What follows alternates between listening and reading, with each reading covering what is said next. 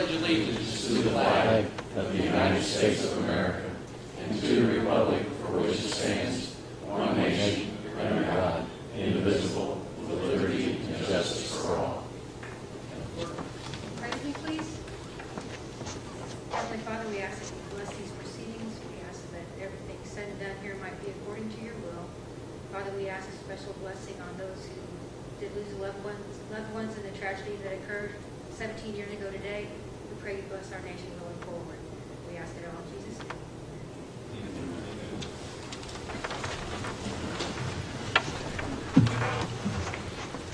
Clerk, would you call the roll, please? Ms. Evans? Here. Mr. Heisig? Here. Ms. Hefner? Here. Mr. Hinterfeld? Here. Mr. Penelican? Here. Ms. Kerback? Here. Mr. Koenig? Mr. Kruger? Here. Chairman Little? Here. Mr. Shell? Here. Mr. Tonser? Here. Mr. Wagner? Here. The approval of the minutes were sent out in your packets for August 14th, 2018. Are there any corrections, anything to be addressed? Make a motion to approve them as printed. Motion made by Mr. Kruger, seconded by Mr. King. All in favor signify by saying aye. Aye. The ayes have it. Audit of the bills, Claims Committee, Mr. Shell. Claims Committee met at 6 p.m. this evening prior to this meeting on September 11th, and we reviewed those invoices provided for our consideration. The committee passed a motion to recommend that we remit payment for all bills reviewed. Those totals amounted to board compensation was $4,258.25, and the total, including board compensation, was $118,331.02. So we moved that to recommend the board remit payments for those bills, and I'll make that in form of a motion. Motion made by Mr. Shell, seconded by Ms. Hefner. All any questions? Call the roll, please. Mr. Heisig? Yes. Ms. Hefner? Yes. Mr. Hinterfeld? Yes. Penelican? Yes. Mr. Kerback? Mr. Koenig? Mr. Kruger? Yes. Chairman Little? Yes. Mr. Shell? Yes. Mr. Tonser? Yes. Mr. Wagner? Yes. Ms. Evans? Yes. Public comment. Anyone have any questions, comments, anything to observe? You have 3 minutes.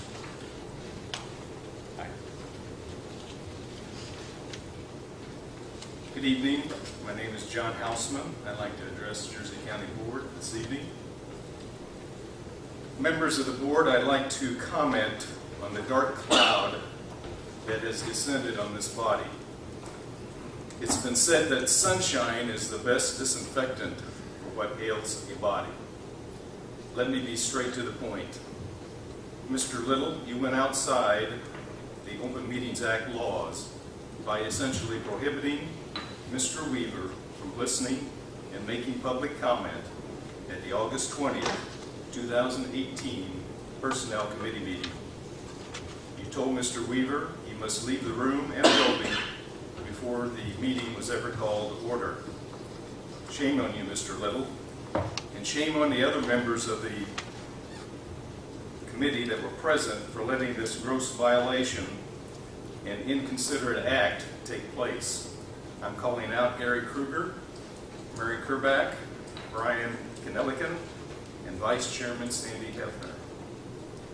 5 ILCS 120-1, Open Meetings Act, policy, and I quote, "It is the public policy of this state that public bodies exist to aid in the conduct of the people's business, and that the people have a right to be informed as to the conduct of their business. In order that the people shall be informed, the General Assembly finds and declares that it is the intent of this act to ensure that actions of public bodies be taken openly and that their deliberations be conducted openly." One other point I'd like to bring up, a brief point regarding open bids for county projects.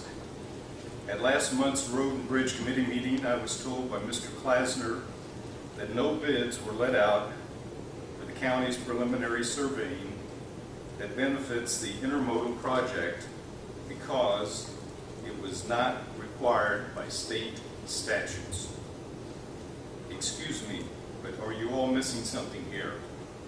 Just because you don't have to bid out certain projects doesn't mean that you shouldn't bid out projects. Where is the fairness and accountability? Are you looking after the taxpayers' hard-earned money? Thank you, Mr. Chairman. Thank you. Anyone else? Weaver, you have 3 minutes.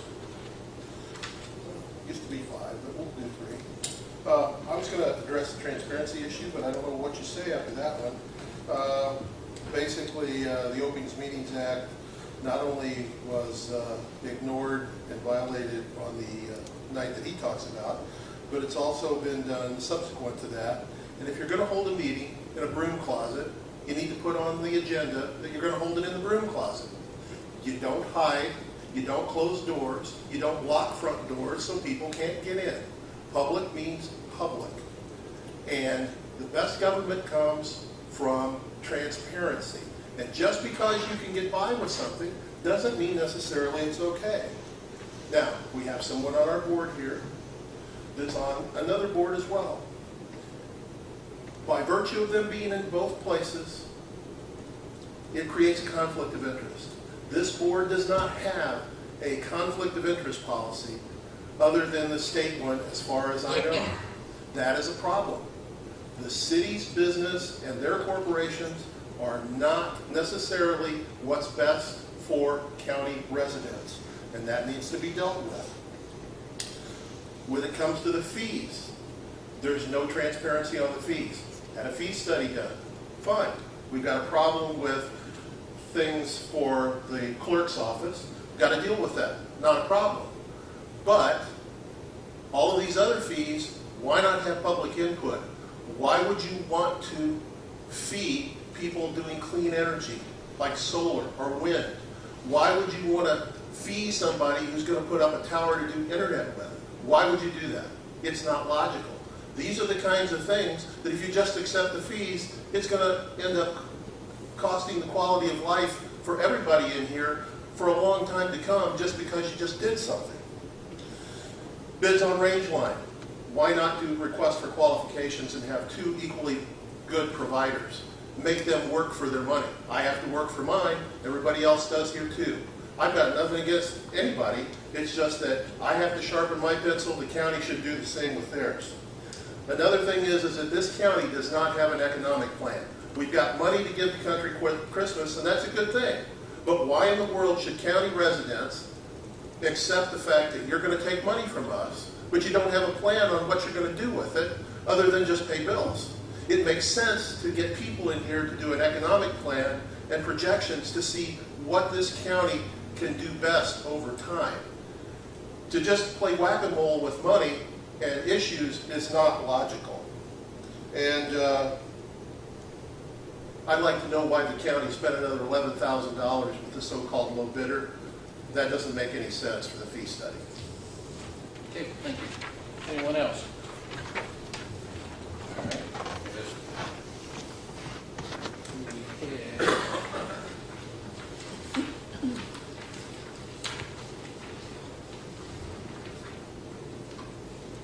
Your old business, presentation of information regarding Mid-America Gateway Project. The Mayor, Ms. Albrecht, and Mr. Mance. Good evening. Thank you for the invitation. Bob Mans and I are very glad to be here tonight. Mayor Russell is going to be here just as soon as the City Council meeting is over. So I hope that the board will see fit to hear his thoughts as soon as he gets here. My name is Sherry Albright, and I am the director of the Partners in Progress Initiative. We're a nonprofit corporation dedicated to implementing a 5-year strategy designed to promote job growth and financial investment. We are very proud to have Sandy Hefner serve on our board of directors. But I want to be clear, Sandy is not representing the Jersey County Board. We ask her to serve on our board because she brings irreplaceable value from her experience, her knowledge of the area, and from the business community. So we are very grateful that she is part of our team.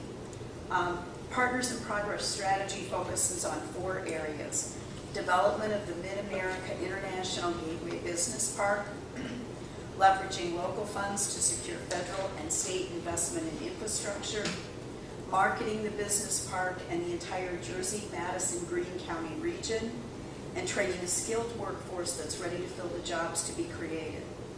2018 has been a very busy year for us, and I want to give you an update on the project. Our first focus is developing the business park. As you know, the rail-served park was announced on March 2nd. The project is 100% privately funded by Stonemont Financial Group with a budget of $750 million and is expected to create 1,000 jobs. Our target industries are manufacturing, assembly, and distribution in the automotive, consumer goods, building products, and ag sectors. In a March interview with the Illinois Business Journal, Zach Markwell said, we are in advanced conversations with multiple users designing to their needs right now. Nothing is ready to be announced, but should be by the end of the year. He went on to say the remainder of 2018 will be spent on due diligence and design phases, working in conjunction with Kansas City Southern Railroad.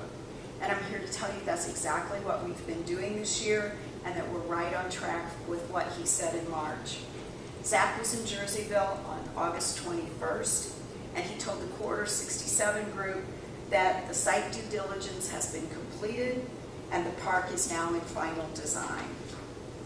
Our second focus is securing state and local investment in infrastructure, and we are committed to using our industrial recruitment efforts as a building block for Route 67 expansion as well as other infrastructure. Our feasibility study showed us that when Kansas City Southern brings rail cars into Stonemont's business park, they can reach 40 million consumers within a short haul trucking distance. That makes 67 extremely important, and that is why we were very excited by IDOT's decision to apply for a build grant to build the Delhi bypass. We were honored to assist them by reaching out to our network of support. Our Partners in Progress network submitted over 50 letters of support for IDOT's grant application. We received letters from business and industry, public officials and local governments, chambers and economic development organizations, the financial community, labor unions, healthcare, media, tourism, and real estate professionals. In addition to our support for IDOT's efforts, we are working with state and federal agencies to identify funding to upgrade local roads, rural water service, and local utilities. Hennigan and Associates is leading our team in these efforts, and I'm going to let Bob explain that to you because he's way more of an expert than I am in that. Thank you, Jerry. Thanks for having us out again this evening. I just wanted to follow up on, I saw everybody here last month, so you have a good handle on kind of the off-site infrastructure and what the 3 local agencies are working together to pull off the project. I have a handout for everybody. I'm not going to read through all that. Folks can all read well. I did want to focus on items 2, 3, and 4 on the handout. That's kind of where we're at right now, what we're actively working on for Jersey County, the city of Jerseyville, and Jersey County Rural Water Company. I'll focus the discussion tonight, since the city's going to be here as well, mainly on the roadway aspects, so Rangeline Road and Crystal Lake Road. The main focus of our efforts are on the preliminary engineering report, and that's a standard thing that we do, both for the technical aspects of the project, so that people like Tom Klasner, the city staff, they can see what we're doing from a technical standpoint. It's things like what type of road pavement, how wide is the pavement going to be, the pavement thickness, the design, what type of land acquisition might we need, easements, right away, those kind of things. All that goes into the preliminary engineering report, and the main thing that comes out of that is an overall cost estimate of the project, so that you folks can use that, and then at the same time, the funding agencies look at that, and their on-staff engineers our reports as well to determine is the project feasible, is it eligible for their funding. So it really becomes the primary tool that we utilize and that you folks utilize to make decisions going forward. So as that's happening, and I'll be glad to answer questions on any of that when I'm done here. At the same time, item number 3, there are also environmental clearance requirements that go along at this stage as we look for state and federal funding agencies. So those consultations with various agencies and their sign-off letters that we're requesting are happening in the background right now at this time. And then equally as important, item 4 is what kind of funding can we bring to the table. So you have a list of several agencies. I think I spoke last month about USEDA, for example, USDA Rural Development, IDOT, EPA. These are the agencies that I commonly deal with every day and that we're working on for your projects for both the county and the city to see what types of grant funds and low interest fixed rate financing we might be able to bring to the table. We recently were able to go on the city and the county's behalf to what's called the Illinois Rural Reverse Funding Fair in Pittsfield. And that was an opportunity where we were able to peddle our project, and they brought all of the federal and state funding people in the room at one time. So I was there, Tom Plasner was there, Sherry was there, and we were able to really have a good discussion about the project, and they understood what we were talking about. I had my maps there, so it worked out well. But that was really a good kickoff to the process, and we've been able to follow up with those agencies since that time. So we'll continue with that process. So items 2, 3, and 4 is what I do every day in many communities and many counties in this part of the state. I'm happy to do it here locally. The biggest thing we'll work towards then is item number 5, so that's where we're really all headed, and I know that's the answers that you all want and deserve, and that is when we get those final project cost estimates together, your staff and the city staff makes decisions on what are those roadways going to look like, what are the project limits going to be. We'll have a total cost.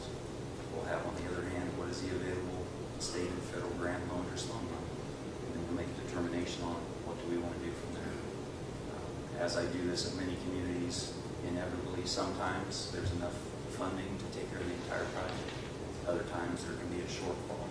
So you go back to the drawing board and decide what are some other creative ways to make up that shortfall.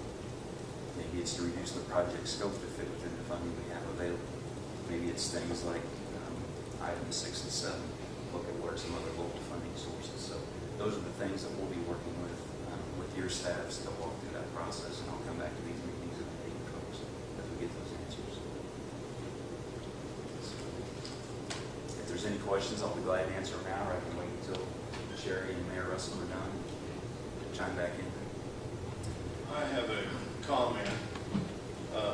I'm basically for this project, but we need to realize that we're talking about a business park and a project, and you're talking about unincorporated farmland that is still privately owned by farmers. And the local government units are being left plumb out in the cold. I'm a little bit resentful that nobody on this board gets any invites or invitations to the Corridor 67 or any of these meetings when all these talking heads are making all these decisions on what they're going to do with our county. And it kind of rubs me a little bit. I very much appreciate your comment. I believe that there were invitations sent for the Corridor 67. Then that's not a breakdown here, because there were invitations sent, and I believe, and I don't know who, because we didn't do that luncheon, but we had, I believe that there were at least 1 or 2 county board members that were there. I attended the meeting because I personally got invited by Mr. Russell when I saw him the day before. I didn't receive anything from that. So I'm not sure what the process is for invitations that come to the county board as a whole, how those get distributed, and if we need something different, I'll be glad to do that. I think I, for one, have been sending things to the county board office. Perhaps we can gather email addresses so that it's not reliant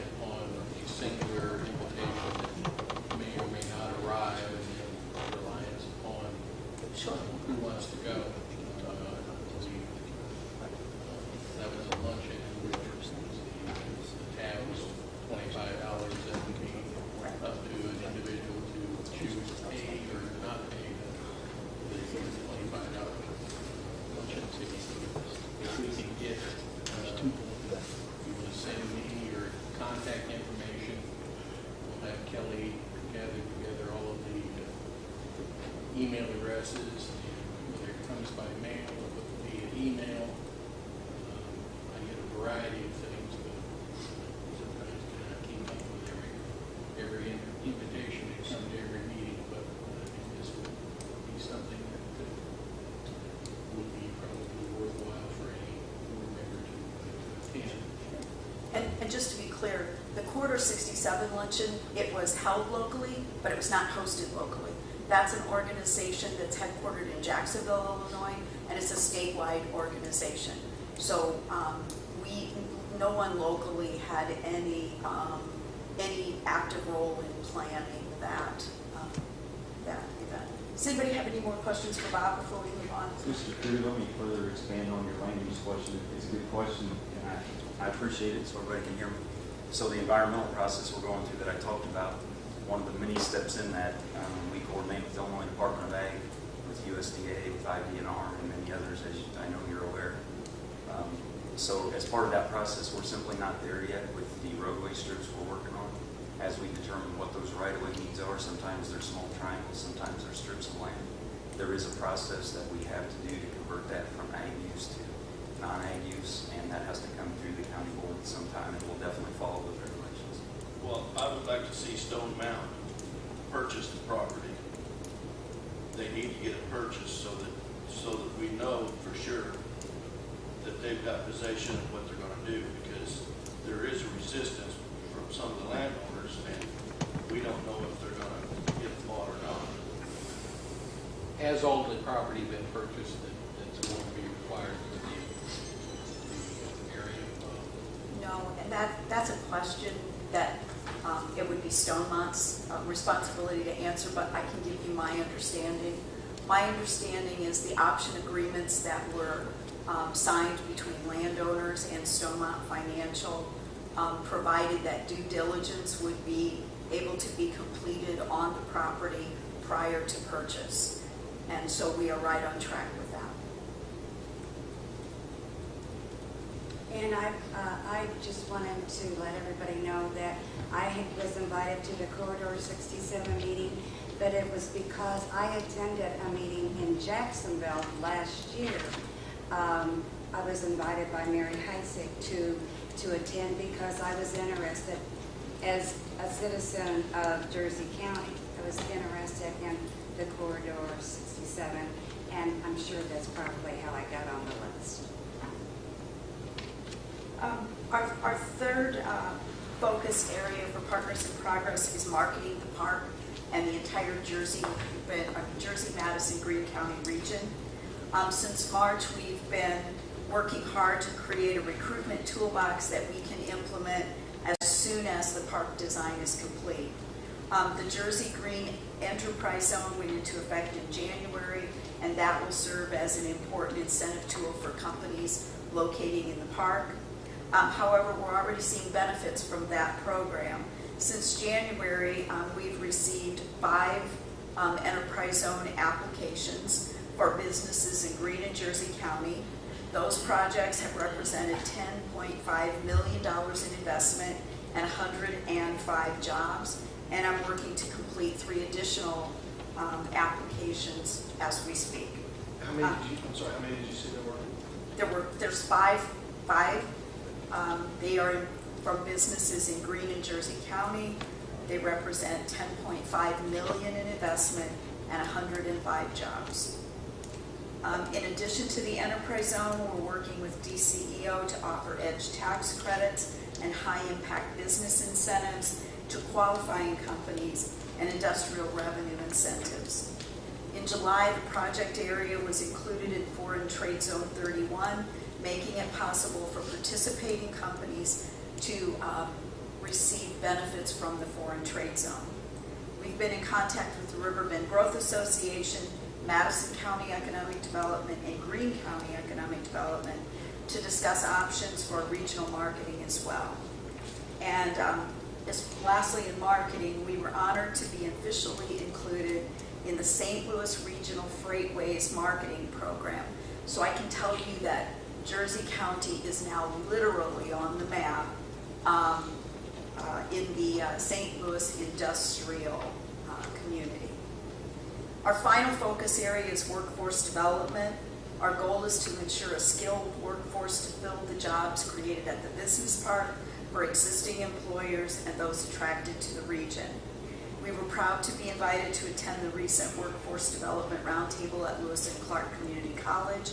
And since then, Lewis and Clark has made the commitment to join us to conduct workforce readiness assessments, design training programs, conduct existing employer needs surveys, and to help us design and implement a regional strategic plan for talent attraction. We've been in contact with Jersey Community School District and Southwestern School District, and we look forward to joining with them and other workforce partners in the region. So, as I said, it's been a very busy year. No one tells the local story like Mayor Russell, and I think I saw him come into the room. So if you have any questions for me, I would be glad to answer them. If not, I will turn the floor over to Mayor Russell. Is the recipient of that grant going to be announced this month? I'm sorry, I did not The hear. recipient of the grant that the state applied for, going to be announced this month? No, I don't believe so. They have not set a hard date. At the Quarter 67 luncheon, Congressman Davis indicated that he hoped it would be announced in October, but we don't have a date. Any other questions? Thank you. Thank you.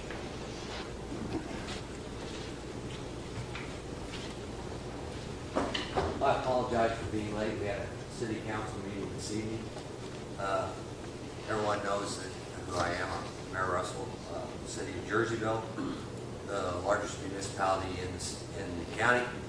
Also, Mayor Everland, and expresses his desire for forward movement in our county, for his community to succeed.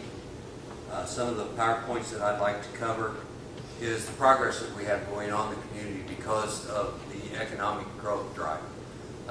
We're going to be down soon to 2 vacant buildings in Jerseyville. They're all getting ready to close on the market, and our downtown businesses are growing. We have new assisted living being built in Jerseyville right now. We have another project that we just approved for a strip mall where the Sonic is. Those buildings will be torn down. There will be a new buildings being put up there. So, economically moving forward. And as Sherry said, the questions that we maybe answer from Stonemont, we're meeting on September 18th in Kansas City with the railroad in Stonemont. So hopefully we'll be able to come back to your next council meeting and answer some of those questions, that you had about what I heard as I walked in about the land purchases and those things that are going on. But we're definitely, as Sherry said, we're on the map. Jersey County has a unique opportunity here to be one of the most thriving counties in the state of Illinois. This project is recognized nationally and worldwide. We are covering international businesses that are talking to these people about coming to our county. And these are manufacturing jobs. They're not freight jobs. These are jobs, solid jobs with 50-year contracts being signed by these companies to come long-term to our community and become a part of our community. So we have to prepare ourselves moving forward. As Sherry said, the federal funding that we're working on right now, I want to thank Don Little and Sandy for all their attentiveness, that they've been wonderful. And I know they were elected by this board to be the chairman and the co-chair, and they've been very observant and very helpful in all the process moving forward. So I want everyone in the room to know that we've tried. I know we can't reach out to everybody, but I've been involved in this from day one. And I know we all live in the same county. I'm in the same situation as most of you in this room. I've lived here my whole life. I want nothing but good things for our county moving forward. And I do know there's a lot of questions. I get calls from people that are out in that area and try to answer, and have offered my phone number for them to contact me, and I'll answer any questions that I'm able to answer.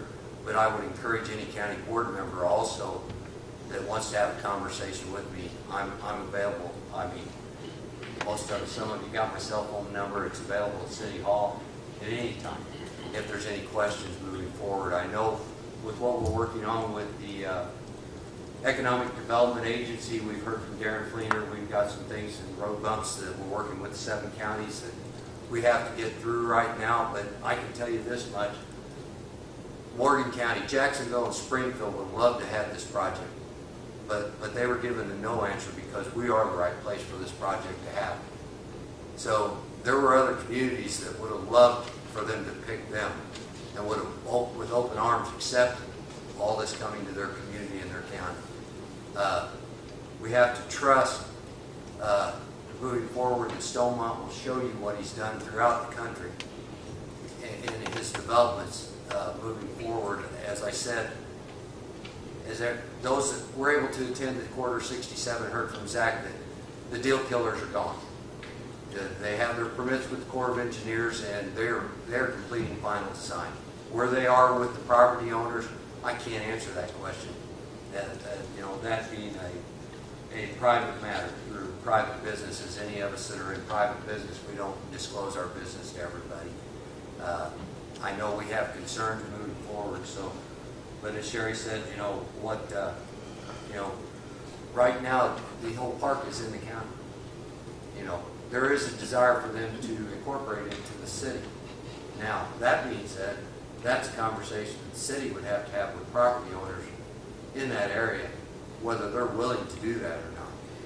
So, we can't answer any questions on TIF because, as Gary asked, knowing what Stonemont's going to do, we'll answer all those questions moving forward, what they're going to do with that. But I can tell you this, that your business community in the county has shown full support, as the hospital did at their last board meeting, in their commitment to the growth. What the banks have done so far financially with their commitment to the growth, that all of your major businesses, you're hiring people that hire people within your county. Dave Lewis has showed his support for what's going on in this county in the agricultural community. I know that he's had conversations with the railroad with things that Growmark can do there. So, those things privately are moving forward with those private businesses. There's a lot of interest generated by new businesses that want to be a part of this, and we're having those discussions now.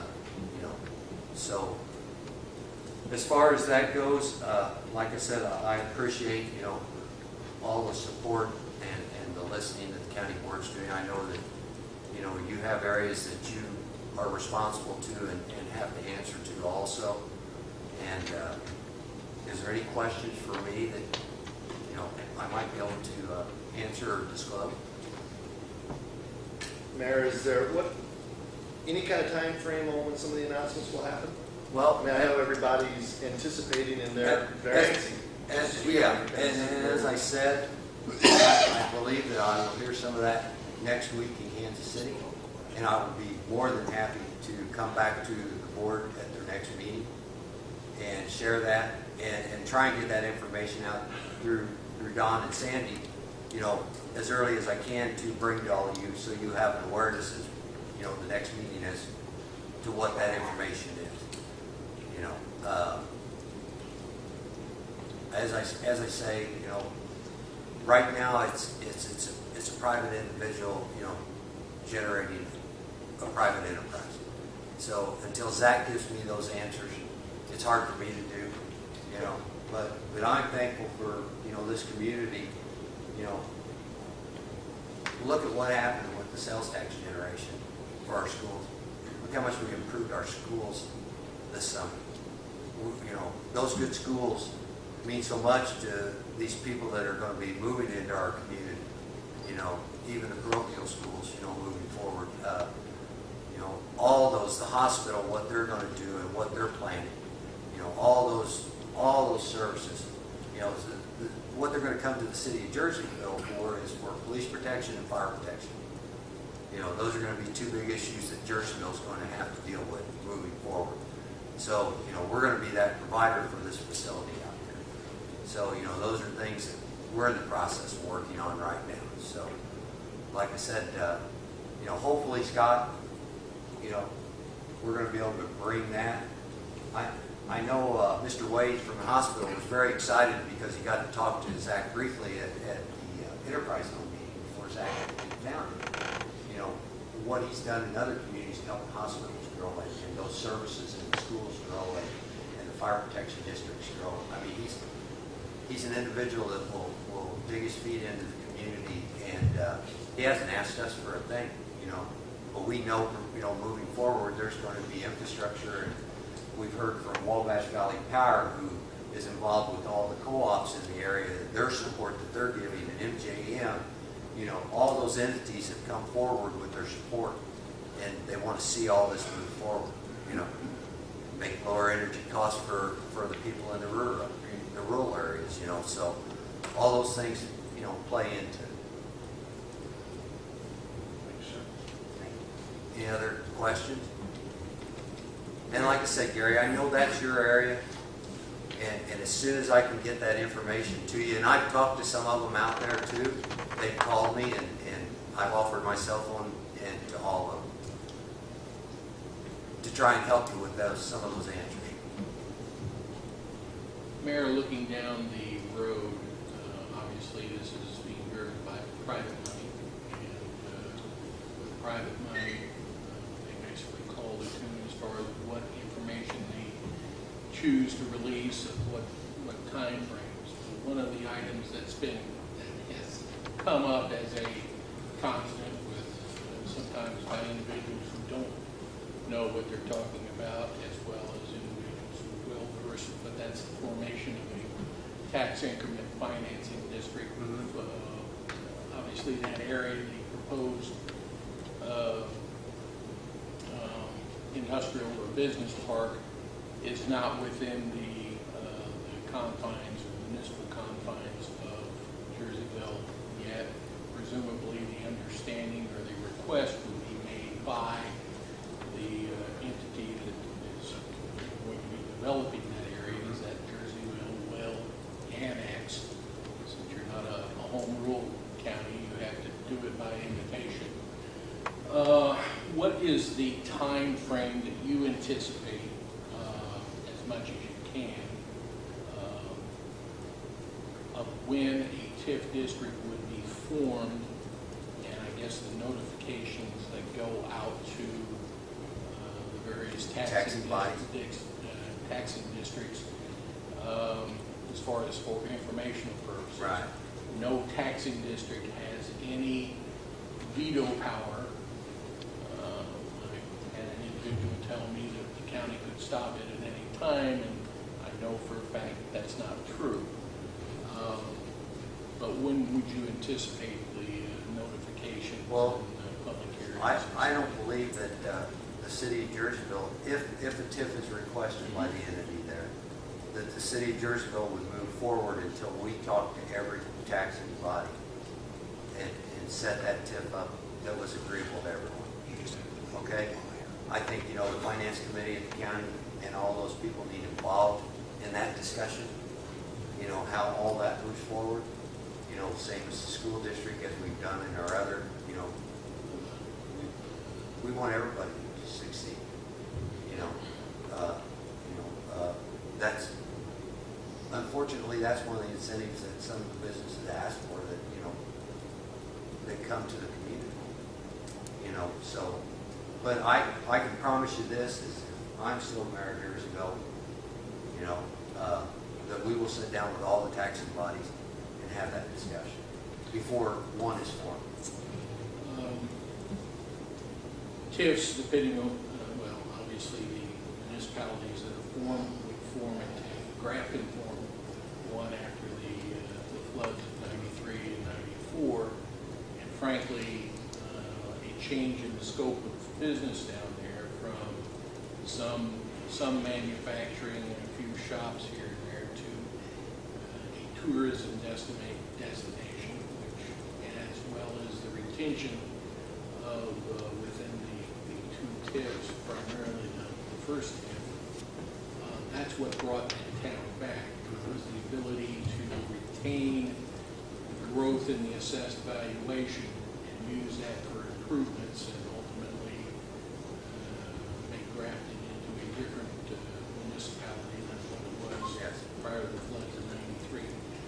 forget sometimes the resentment there is, whether it's a school district or a county or township on that, but it's a tool that municipalities have.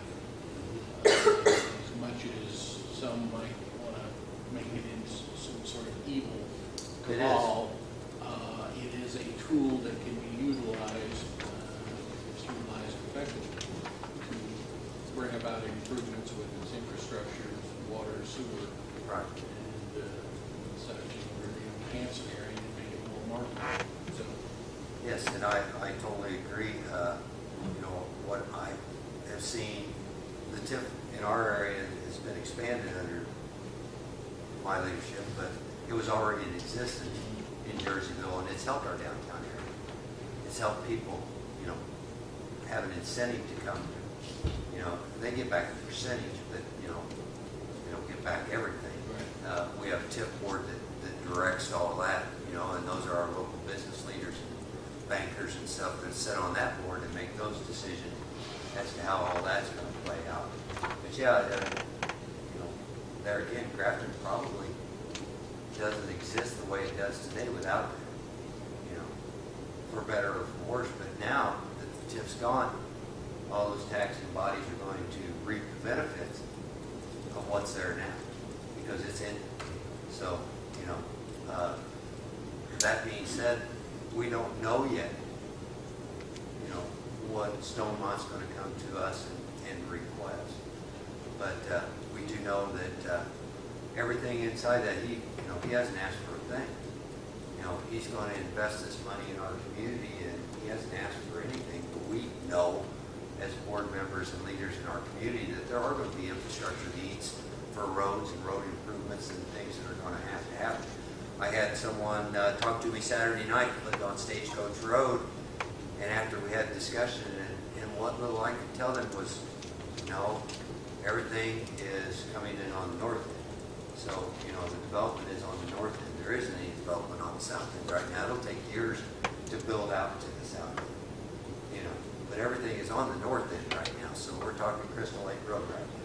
And I've talked to Nobody's and I've talked to MTS, and they're all in for the growth. You know, I've been out and talked to those businesses. So, you know, if you get a chance and you want to talk to some of those businesses as county board members, you know, ask them what they think. Because I've been in conversations with all these people. And you know, they're excited for their growth because it increases their business. The more people they get in the door, the more money, you know, and it's the more money for the county and the money that stays in our community. So, you know, having those conversations with your local businesses and the people you represent is important. any other questions? All right, you're having a meeting in Kansas City next week? Yes. Yes, I'll be leaving for Kansas City on Monday, and I'll be back Wednesday. So hopefully, you know, I'll be able to fill in some of the blanks for everyone. I don't know when the next, you know, county board meeting is. I know it falls, you know, Tuesday. yeah, it falls in conjunction with our council meetings, but I would be more than happy to come back to that meeting and explain what I know and what I learned at that meeting, you know. Well, any information would be certainly welcome. Appreciate it. When there's nothing being said or discussed, there is a certain degree of Absolutely. technical Absolutely. term advancingness, Absolutely. and that's understandable. Absolutely. Change is sometimes difficult for some folks to take. What it is for me from time to time. Yep. But I think more information can be shared with. Yeah, well, I think that as leaders, what we all have to remember is the young people in our community need jobs. And they come out of our schools and they're not able to stay here because those jobs aren't available. And we are an agricultural county, and we always will be agriculture. We're in discussions with people about that at the site. And I understand that, but not everybody has that opportunity to go into that field. But if we're going to offer technical jobs, e-commerce jobs, and good jobs in the automotive industry and other things that are possible now with the NAFTA discussions. And I know those discussions are going on because of what's going to have to happen in the United States for those tariffs. We're going to be positioned perfectly with Kansas City Southern Railroad being that railroad that is there and bringing that here. And that's how this all started, because they're desired to be here. Well, without beating it to death, the constant question that I've heard during my time on this board has been, how do we get development here in order to keep our young people, I mean, everybody should, to get them to stay here, want to stay here, and you have to provide opportunity. And I think, or in any unforeseen circumstances, I think this project probably fits that bill. There's a lot of naysayers and individuals that are saying, well, it's not going to be what it's cracked up to be. There are too many individuals that have business and financial acumen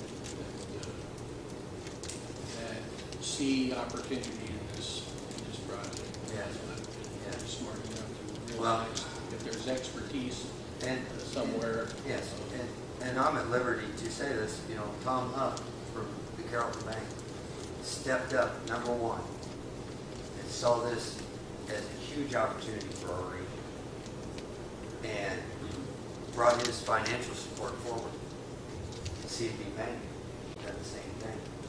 You know, our institutions that are trying to help our community grow, who offer those finances out to our farmers, to our other businesses, they see this as a great opportunity for everyone. So you need to have those conversations with those people that you want their businesses to stay here. You want them to succeed, and they see this as a way to success. So you need to talk to those people that are involved at those institutions that have jumped on board and said this needs to happen. You know, because they lend a lot of support to our community as a whole. And the hospital, who hires one of our largest employers, you know, we generate a lot of revenue. They've jumped on. So those people are out there to support this program. Anytime you have information that you think would be helpful for us, you have Oh, absolutely. an open invitation. Absolutely. And I use you and Sandy, you know, as Sandy is my representative here in Jerseyville. You know, it's been wonderful. It's been wonderful.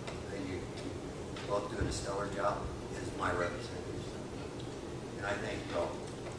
Any other questions? Anything? Mr. Chairman, could we just have that as a standing agenda item? Yes. I'll be back next And meeting. if there is nothing, that's fine. Oh, but- no, I should have something. Yeah. So I will be back. Thank you very much. Thank you all for listening. Thank you. New business committee reports, Road and Bridge. Yes, Mr. Chairman, Tom's got a couple of items. Thank you, Mr. Chairman. There's one thing in your packet that I have tonight. It's a resolution to appropriate funds for the Jersey County Guardrail Upgrade Project. There's a resolution in your packet spelling out this. We applied to upgrade the guardrails on the county highway system approximately a year and a half ago. We received grant funds for that to pay for a portion of that project. Actually, the federal government will be paying for 90% of that project, with 10% to be paid by the highway department. This spells out how the construction would be handled with the funds. And this also resolution authorizes the chairman to sign the agreement for federal participation that is also included in your packet. So I'd ask for a motion to approve this resolution allowing to Motion by Mr. Heitz. Second by Mr. Keeney. Any discussion, questions? call the roll, please. Ms. Hefner? Yes. Mr. Hennepel? Yes. Mr. Elkin? Yes. Burbach? Yes. Mr. Koenig? Yes. Mr. Krueger? Yes. Chairman Little? Yes. Mr. Shell? Yes. Mr. Tonser? Yep. Mr. Wagner? Yes. Ms. Evans? Yes. Mr. Heisey? Yes. That's all I have, Mr. Chairman. Any questions for Tom? Pleasant Hill, we were talking about the Pleasant Hill The Bridge. bridge on Pleasant Hill School Road.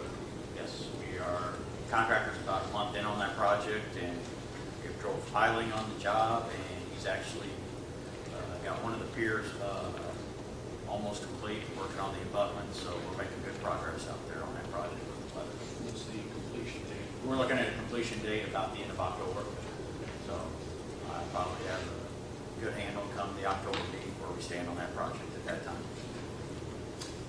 All right, thank you very much. Finance Committee asked Mr. Delashmitt, Bellwether, to come back here to Jerseyville, aside from spending a little money for meals and gasoline, but to give an overall report on the fee studies. I don't think we need as much time as what we spent at the finance meeting. The floor is yours. So a pleasure to be back. I think I found the best pizza shop in Southern Illinois on Main Street. The Finance Committee did tolerate, well, about almost 2.5 hours of charts and graphs and numbers, and I don't intend to do that. Let's talk a little bit about fees just to make sure that we're all on the same page. Across the county, there are a number of fees collected in departments. You can broadly think of those in two categories of shall and may. So there's a number of directed statutory fees related to primarily the countywide elected officials. So the clerk recorder has got set fees that are established by statute. The sheriff does, the circuit clerk does, in counties with an elected supervisor assessment, they have some fees as well. The may fees really are encompassed into the state statutes of the county may recover their actual expenses but may not make a profit on those expenses. So if you think about it from that point, the study really was to identify the county's actual expenses in providing these services across all the counties. Those expenses really come in two categories. There's the direct expenses, and all of this is in the report, so if you have a hard time falling asleep tonight, pull these things out 5 minutes ago. Direct expenses are exactly what you would think they would be. They're the labor, they're the paper you printed on, they're things that you can touch and feel and see. Indirect expenses in larger counties really represent everything else that it takes to conduct business. So part of our review is to take your budget and take all of the other costs, and they can be shared services. So for example, the cost of administering payroll and benefits, we not only allocated their salaries to the direct expense, but we took the expense of the person who does payroll and benefits and divided that among all the employees. So the cost of doing that is actually attributed to each individual doing the work. Now, by the time you get that all the way down to the transaction, it adds about 2 cents to the transaction. But when you take then the general liability insurance all the way to the cost of the county board, so we take the county board's expense, divide that into the number of departments, and then as depending on the department, it begins to break down to a transactional amount. In larger counties, they do what's called a cost allocation plan, where all these shared services are distributed. Large corporations do that as well. It doesn't make sense for Jersey County to do that because you're fairly small and you're just moving money from one pocket to the other. So it adds expense with very little benefit. So that's kind of the premise of how fees were reviewed. And I provided a 2-page summary, and I'm not going to read the fees to you. I don't really feel like that's constructive, but I'll answer any questions on the fees that you would like. Rather, I thought I would talk a little bit about the premise of the department and then some of the rules about the fees. So beginning with the county clerk and recorder, and really this year was to borrow a term, a bellwether year for fees in small in the county clerk recorder's office, where they actually changed the statute and directed that elected official change and publish their fees according to some very precise rules. So it was really a fait accompli that those fees had to be established, and it changed the rules largely to satisfy the title company and real estate lobbies, and they helped change all the legislation around that. So those fees take into account a lot of activities on recording and on the clerk side.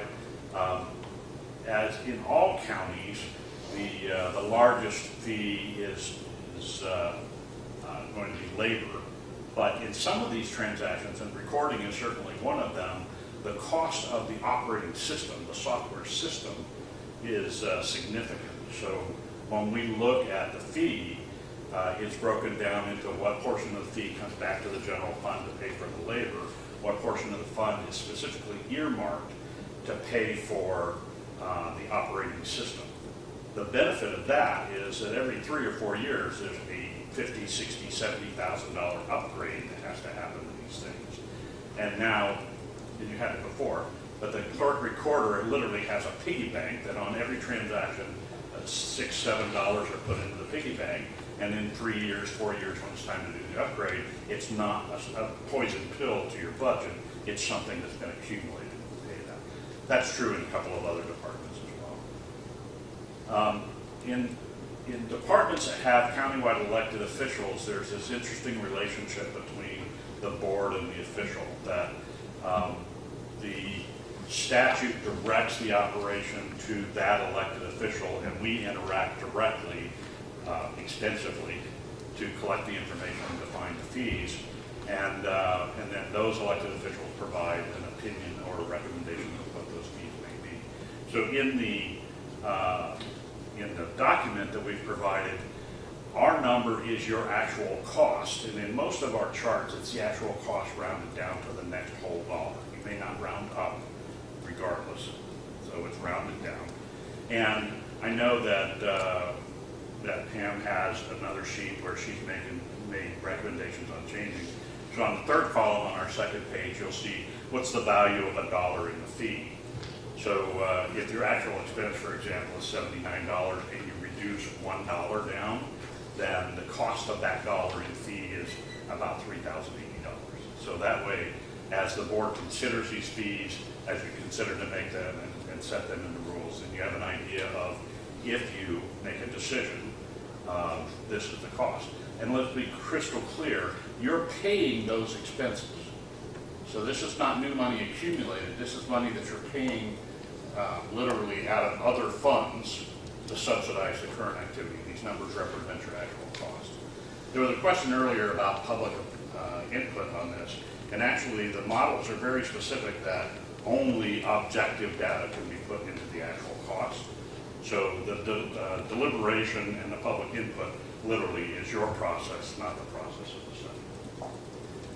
So coming, and I'll stop there for a second. Are there questions about the recorder or the clerk's fees? Because there's different categories. I'll move to the sheriff because it's very comparable to the clerk recorder. The sheriff has some shall and wills also. So there's a significant number of fees related to the inmate population. So that there's a fee that's associated with recovering medical costs for inmates. There's a fee associated for any administrative costs added to the bail and bonding process. So there's a list of the statute for that. The sheriff and I and one other consultant spent considerable time actually walking with the jailers through the process and attending court with the jailers so we could get an idea of exactly what the actual expense was, and then driving that down to a per inmate cost.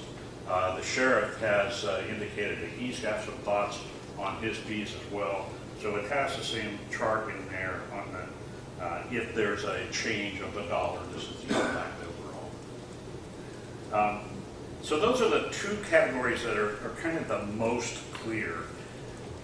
Some of the other departments, well, let's talk about animal control, because there's a fair number of animal control statutes that put a significant responsibility onto the county. Jersey County has as you know, has an intergovernmental agreement with Jerseyville for joint services. As we understood this, and as we explored and dug deeper into the budget, there's some cost sharing rather than cost transfer. So there's no money that seems to be taken back and forth. You just kind of divide up the expenses, and people, one person pays the rent, the other person pays the electric bill, kind of thing. When we came down to the services that you provide, and also there's a long list of fees that can be charged, there's only 2 that are charged by the county, and that's for registration of dogs, altered and unaltered. But we take the full amount of the county's cost and use those altered and unaltered dogs as a denominator and really figure out what fee you have to charge in order for dog registration to be cost neutral to the county. Now I'll tell you, even when we suggested the increase from $5 to $15 for an altered animal is still about 50% of many of your peer counties. So you're still running a very cost-effective system. And I'll tell you, if you don't run a good animal control, you'll certainly know this more because people will talk about it. But your costs seem to be well controlled. The fees increasing to cover your costs are reasonable when compared to your peers. Liquor license. So the county has so few liquor licenses outside the incorporated area, and those have an initial application fee and then a renewal fee, both of which are on a low denominator and then a fairly low fee. No matter what you do, it wasn't going to amount to a significant amount of money. But what we found is that your schedule of fees was different than Jerseyville's schedule of fees and different than your surrounding county's fees. So really what we came down to is we provided that information, and the best practice typically is for the county seat and the county to try and match programs on liquor licenses because it makes it very easy for people to do business that way. Questions? This is why it took 2.5 hours. You guys asked questions. So code administration, there are books upon books of required codes for buildings that protect public safety. So you could put that hyphen into code administration, public safety, and it would be a very appropriately named department. The expense to ensure that people are following those standards really falls on the county of having people to go out and look. So that's what was really the driving factor of what does it cost the county to go out and look at these permits that are going on. You have an extremely resident-oriented department, and we spent a considerable amount of time looking at the volume of permits and how many of those were coming from homeowners that just wanted to put a shed in the backyard. So one of the very early things that were discussed and agreed in the development was to change the structure into a do-it-yourself category. So things that would have cost county residents $40 to put up a shed now fall into this do-it-yourself $25 fee. They're low-risk items. They're put up a shed, put up a carport, things like that tend to be things that homeowners can do. The rest of the fees had not been updated in some time, and we actually built 2 different models on how to reflect current expenses and spent a considerable amount of time exploring which of those 2 models worked the best for Jersey County. The one that we landed on mirrors as close as to Jerseyville as we can, although the multipliers are slightly different because we use construction price index, we use Bureau of Statistics, Bureau of Labor, and local real estate sales and permitting information in order to find out that between 2010 and 2018, the construction price index increased about 23.5%. We took that 23.5%, built that into the formula, and that was pretty much the extent of their fees. So if you take all of the fees that tend to go through that department and applied that, you're really only looking at $6,000 or $7,000 tops, because 23.5% of a standard permit is a whole lot of money. But we did talk about several fees that were not present that actually complicate things for the builders. We've done this in a number of counties, so we were able to bring that perspective. If a company is wanting to do a build and doesn't have a plan review as part of the process, so when you bring it in on paper, you show it to them, they go through the entire plan and make all of their notations at the start, which allows the build to go much smoother than having the initial permit and kind of learn by inspection process. So in several categories, we added a more formal plan review. It is on the line item, it looks like a new fee, but it actually will simplify things for the builder significantly and will reduce the number of repeat inspections to the department. So it's kind of a win-win on both sides. There were comments earlier about wind farms and towers and solar. We've worked with counties in either directly in negotiations on solar farms, or we've been aware of the discussions. When companies come in and talk about solar farms, they want to know what your rules are. Just tell me what rules to play by, and then they will negotiate it as a package. So solar farms will not worry about a permit fee because it's a tax deductible event. I own 3 companies, I pay permits and fees all the time, they're tax deductible, I'm fine with that. What the solar farm will come in and negotiate not only the fee, but the county road access that may have to be altered in order for them to get into the field. So they'll bundle all of that together, and when it comes time for the deal, that's the deal they'll put in front of you. Towers are big is dangerous in Illinois when the winds blow. So you absolutely want to have somebody look to see if a tower went up the proper way. So the last one is probably the most convoluted, and we brought in some Top Gun experts to work with your supervisor assessment. There is a fee that we are recommending, not in that there historically needs to be or has been a fee there, but you have circumstances that are forcing upon the supervisor assessment. So you have several townships who have not had township assessors for a very long time, and through no fault of their own, because there just are not any candidates who want to go through all of the testing necessary and all the certification necessary to be a township assessor and make $4,000 a year doing it. It's just not something that they want to do. So the problem is that they can't find qualified candidates, they can't fill the position. It goes on year after year. That all happens under the surface until you get to the parts of the statute that say ultimately the board and the chairman are responsible. So 2019 is a quadrennial year for supervisor assessment. What that means is that 100% of all properties in Jersey County must be visualized and revalued in 2019. To do that, typically the county assessors do the parts that the township assessors do the parts that they each have control over. It comes to the supervisor assessment who reviews and does spot checks and additional investigations. And then it goes to the board of review, and there's a natural process.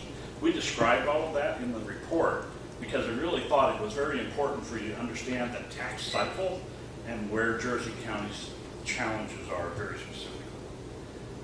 Since there are not candidates available, a potential option and a viable one that other counties are doing, and it's addressed in statute, is that the county may do the assessment for the townships and charge them.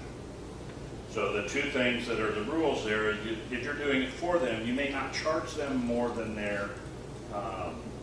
levy. So you can't overcharge them unless you contract it, in which case you contract it and the contract is just a pass down directly.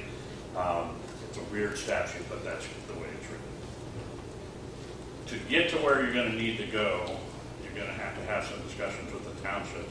We stopped at that wall and said, if the county hired an associate to assist the supervisor of assessment in performing these duties, the cost would be X. The number of parcels that do not have a township assessor are Y. And we did the math and figured out that it's $10.73 per parcel is what each township would need to levy in order to pay the county to do what the townships are supposed to do.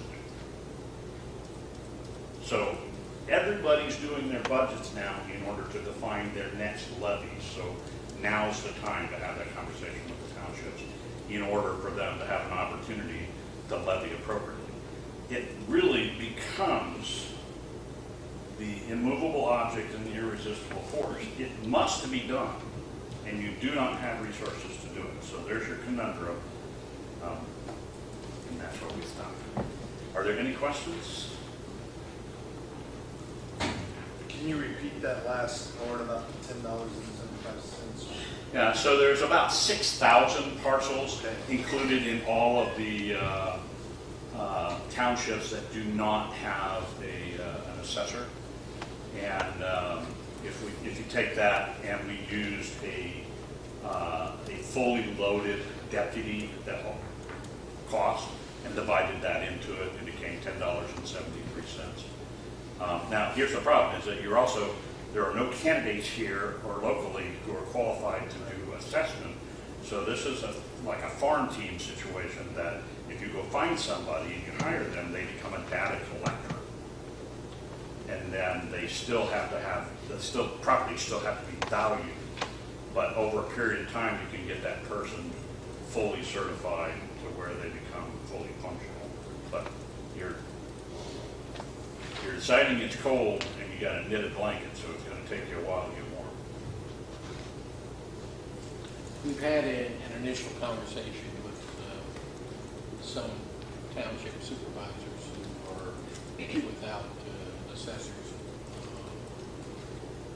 There is a little hesitancy about wanting to pay for something that they probably haven't levied for in some time. But you have an obligation. They have an obligation. We have an obligation to do our due diligence, and it just it's a simple economic matter of it has to be done and it has to be paid for. We're not interested in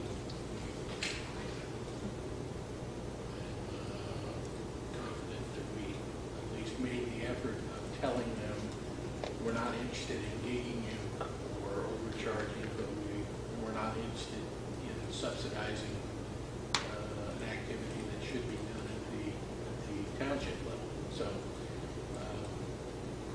that is the challenge. And it does, although it doesn't have anything to do with fees, we do see it through Bellwether and other counties, that there are counties with current litigation because of, you have some townships that have assessors and have kept up, and some that do not, so they have not been assessed in a very long time. So by definition, you have equal taxation between those townships, and in Coles County, there was litigation filed by residents of one of the townships for that basis, that they were unequally taxed. The second one I'll give you is Pulaski County, where the Department of Revenue finally, after giving them a couple of years to try and get their house in order, mandated that they have a full valuation done by a third party, and all of a sudden they had to find $400,000 to pay for it.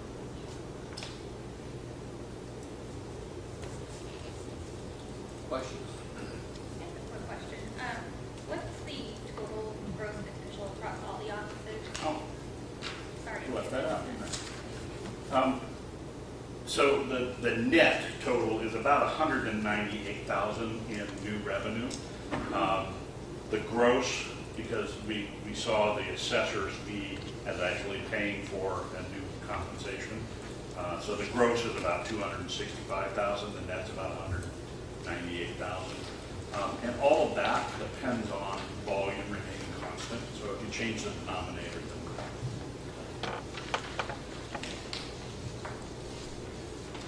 Any other questions? counties are lining up for the circuit clerk changes and fees. So if you're interested in us doing that, please let us know. We're out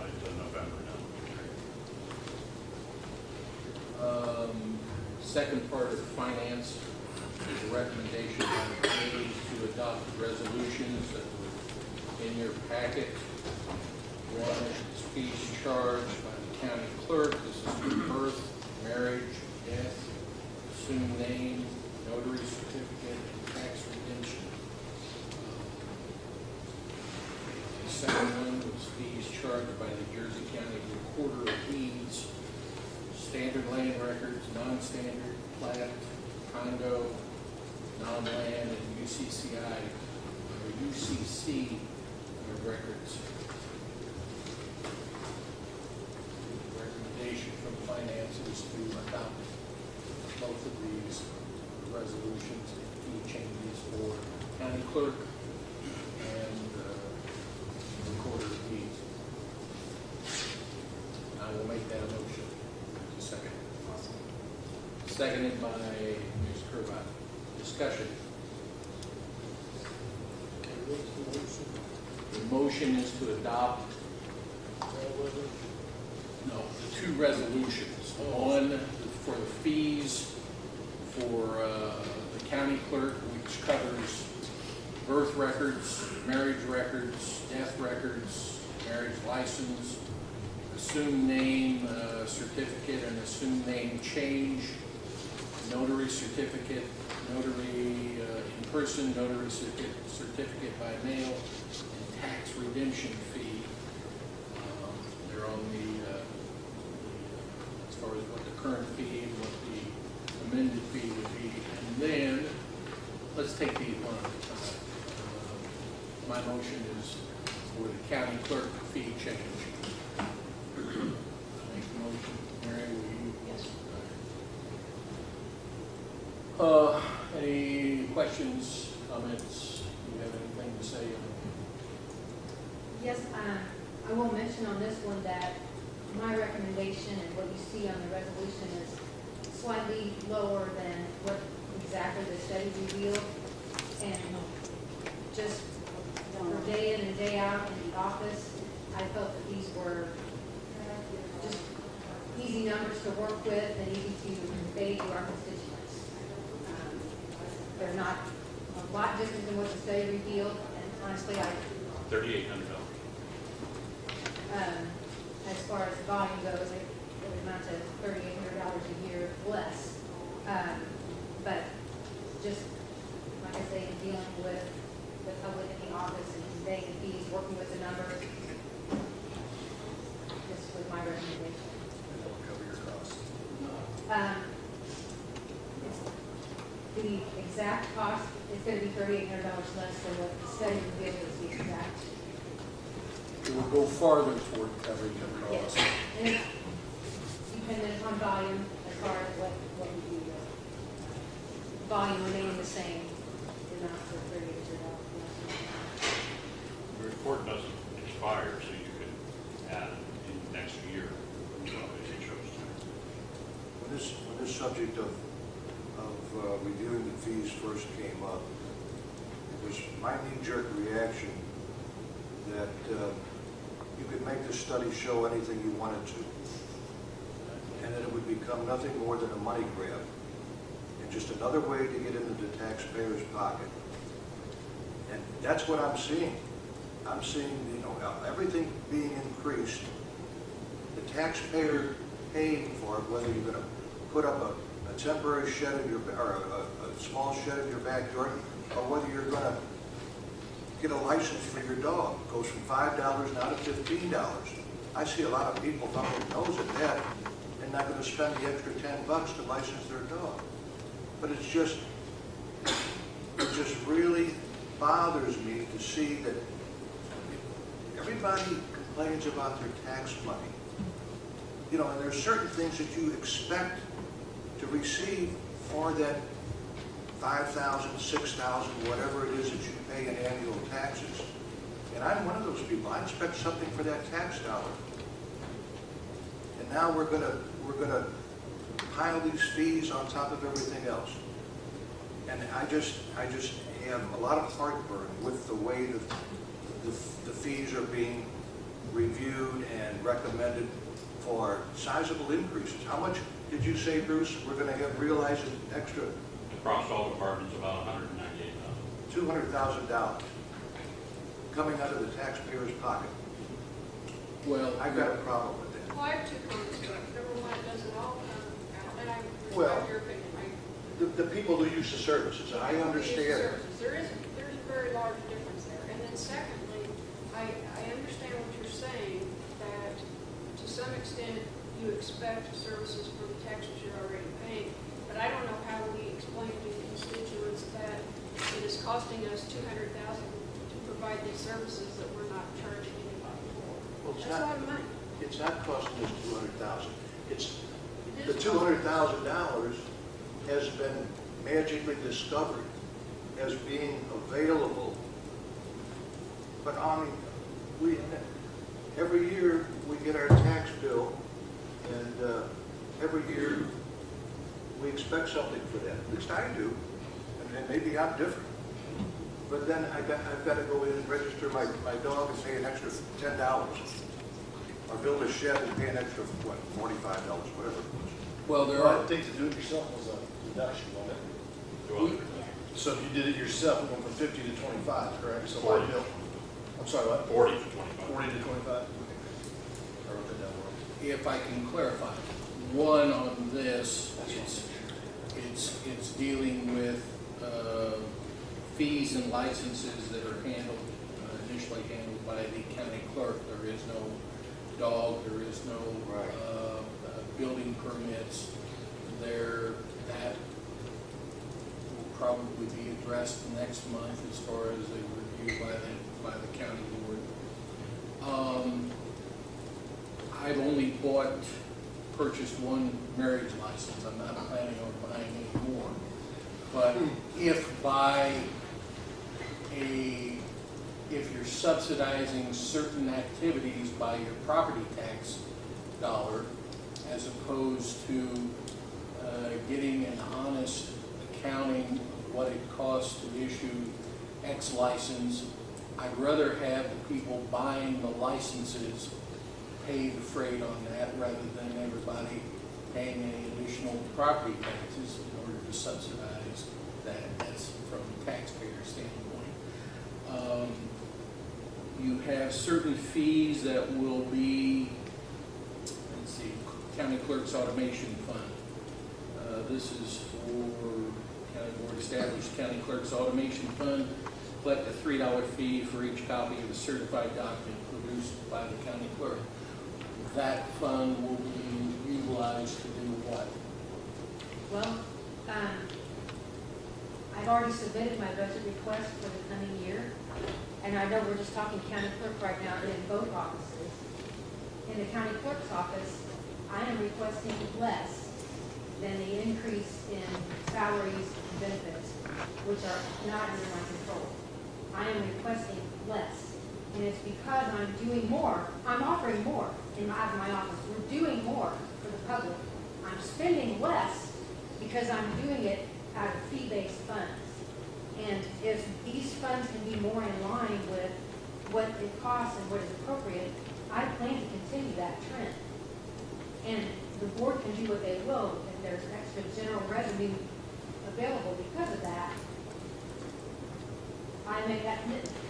I'm doing the same in the recorder's office this year, and this is ahead of any adjustments to these fees. This is due to changes that I've already made, namely a change in software in the recorder's office, which is much less expensive than we underwent that conversion this past year. And then I'm losing my train of thought. I'm sorry, but because of changes I've already made, I'm requesting significantly less in my budget this year for the recorder's office. That's good Less. management, you should be applauded. And That is the goal. That we did it initially. I made the request to have this study done because statute was requiring me to redo my fees in the recorder's office, and that ultimately led to this. But I intend to do the right thing, to follow the appropriate, pay for the appropriate things that should be paid for from fees out of my office. And that may very well lead to even less general revenue being requested to operate. the circuit clerk conversation the other day reminded me that you'll be spending approximately, maybe a little bit more, but around $50,000 that will come in order to meet mandates from the Illinois State Supreme Court on greater automation and particularly on electronic filing of cases. He has to make improvements, buy equipment, do other things. $50,000 that if you didn't have that fee, that would come out of general revenue, and that is made up by some fees, but mostly income tax, sales tax, and property tax. So I'd rather have more fees being greater use of fee-based revenue for improvements, sometimes required by state mandate, as opposed to digging down and grabbing revenue from property tax revenue. Property tax is probably the least fair tax there is. So the state comes up with another formula for funding schools or local governments. That's what we have to work with. I understand what you're saying, Ron, on this and other observations, but unfortunately, services run on money. Whether you roads are built by money, cops are paid with money, everything dealing in government has to be paid for some way, shape, manner. And if we can do it by fees as opposed to taxation by those that are utilizing services, as opposed to someone who may never buy a marriage license or require a death record or any other document, I think that's probably the most prudent way to go. But 12 individuals, and one thought one way, and 11 of us would be needed. So there is a motion. There is a second. Is there any other discussion?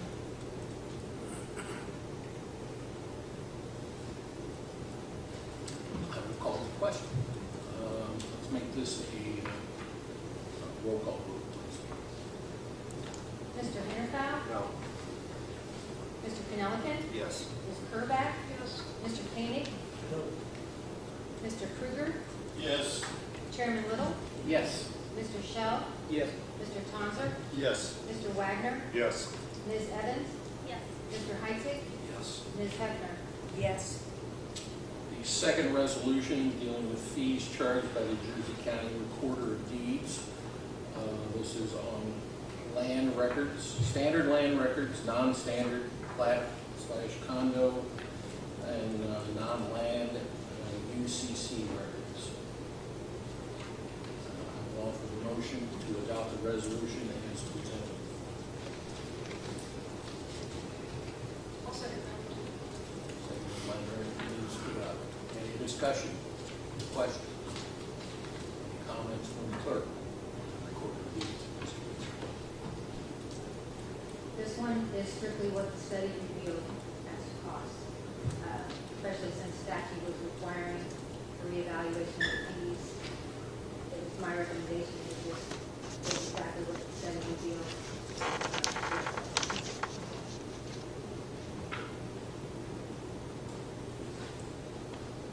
Once, twice, right, call the question. Roll call vote, please. Mr. Pinelli? Yes. Ms. Kerback? Yes. Mr. Koenig? Mr. Krueger? Yes. Chairman Little? Yes. Mr. Shell? Yes. Mr. Tonser? Yes. Mr. Wagner? Yes. Ms. Evans? Yes. Mr. Heitzig? Yes. Ms. Hefner? Yes. Mr. Hennepin? No.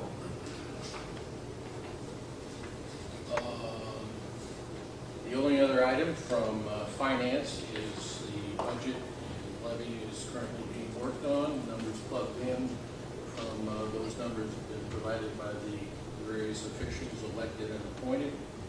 And a copy will be distributed after the Finance Committee has had a chance to take a look at it as well. A copy will be distributed at the October meeting, and action to be taken by statute at the November meeting, one way or the other. That's all for finance. Under personnel, we've had 2 sessions with the Steelworkers Union that represents the clerical personnel. We have a meeting scheduled for Thursday the 13th, and I believe that it's fair to say that we're close to a resolution and an agreement, but won't know until the 13th of September. So hopefully we'll have something for the board to vote on in October. Committee on County Offices, Ms. Evans. Thank you, Mr. Chairman. The committee met on August 21st and we reviewed 2 different items. The first one being a purchase contract for a relief property. I think Ms. Craig is ready here to speak on behalf of that.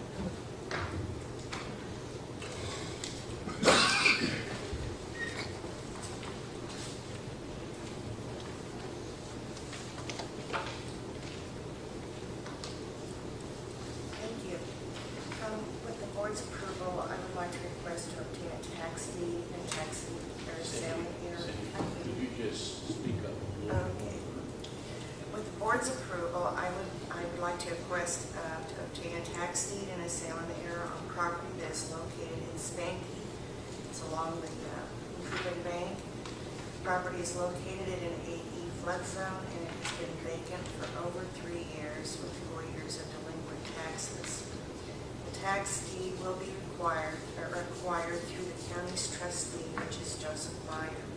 The funds to purchase the property is not taxpayer money, and it does not come from the general fund. The funding will be lease money that my office receives from the Corps of Engineers for floodplain monitoring. Once it is acquired, it will become open space and it can be used for recreational purposes only. Questions? Motion we purchase it. I'll second. Motion made and seconded. Call the roll, please. Ms. Kerback? Yes. Mr. Koenig? Mr. Krueger? Yes. Chairman Little? Yes. Mr. Shell? Yes. Mr. Tonzer? Yep. Mr. Wagner? Yes. Ms. Evans? Yes. Mr. Heisig? Yes. Ms. Hefner? Yes. Mr. Hinterpath? Yes. Mr. Pinelli? Yes. You have a second. Yep. I think the second item, and it's in your packet, is an agreement between the Jersey County government and RiverVendor.com. And essentially, I'd have to read the entire agreement to you all, but it's basically come to light that our current website is out of compliance with ADA requirements.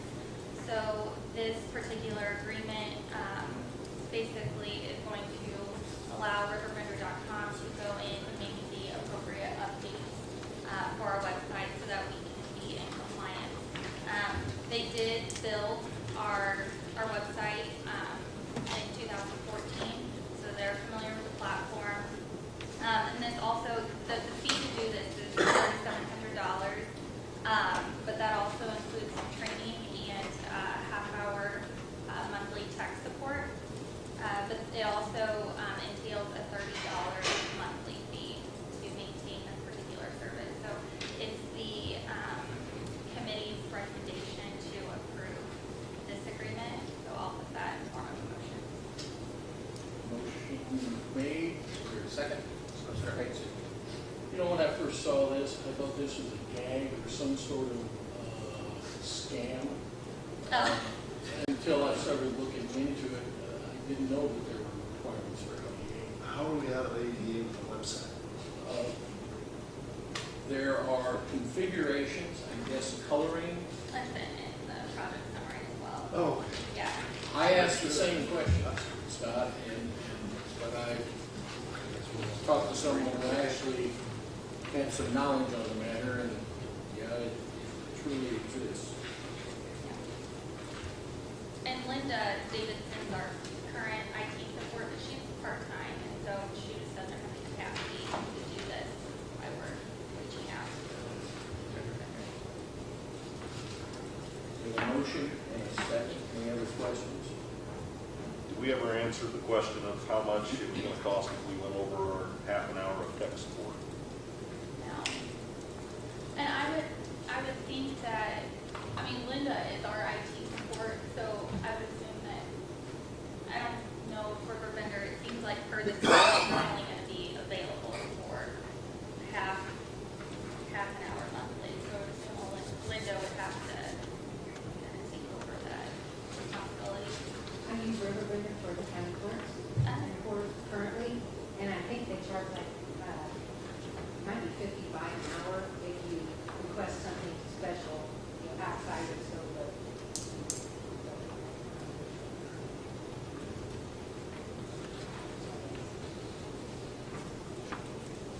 How often do you? Very simple. Any other questions? Who decided that we were out of compliance on the website? I believe this was something that Linda determined. I'm sorry, I believe this is something that she was notified. Linda? Linda She's our Davidson. IT support. Oh, She works part-time in the assessor's office, but also handles IT issues, which the next thing for your committee would be to Talk about the rules. talk about the role that she fits in, or if we need someone else, but in a job description as far as duties and responsibilities, and if there's any additional compensation, it's found that we need someone more, Okay. what she's available. Okay, we did start that conversation at the last meeting, and then Steve and I had a conversation about it, so we'll do that. it just seems kind of strange to me that a website could be part of ADA compliance. I didn't know, it's a computer for those things. It exists within the, particularly for public, it exists under the Americans with Disability. It does? Found it, yes, and I found it hard to believe. Yeah.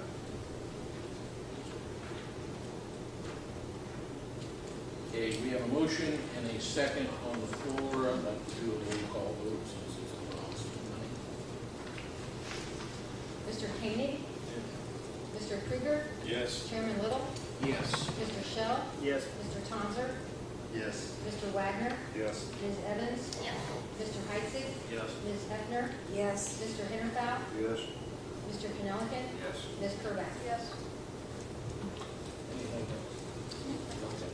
Tourism Committee, any others? Yes, Mr. Chair, the Tourism Committee met on August the 28th to review the grant for the Downtown Country Christmas Festival. It is going to be November the 24th, and we all reviewed this, and